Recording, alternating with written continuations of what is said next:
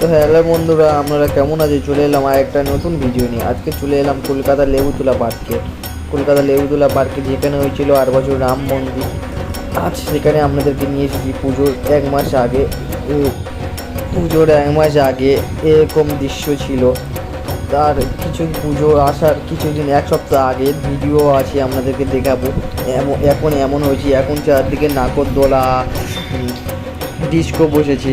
আর প্যান্ডেলটা তো আরও সুন্দর করেছে। এখন আপনাদের একটু পুজোর আগের প্যান্ডেলটা দেখায় কীভাবে কাজ চলছে।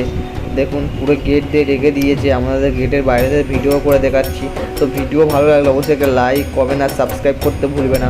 তো চলে আসবেন সবাই মায়ের ভব্য মন্দির দেখতে। এটা খুবই সুন্দর হতে চলেছে। তো ভিডিও ভালো লাগলে অবশ্যই করে শেয়ার করে বেশি করে।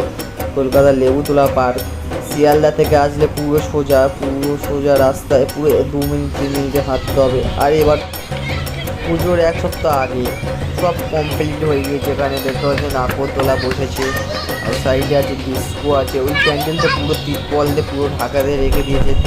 প্যান্ডেলও কমপ্লিট হয়ে গিয়েছে। এই ডিস্কো বসেছে এই সাইডে, আরও দোকান বসবে। তো অবশ্যই আপনারা চলে আসবেন। জয় মা দুর্গা।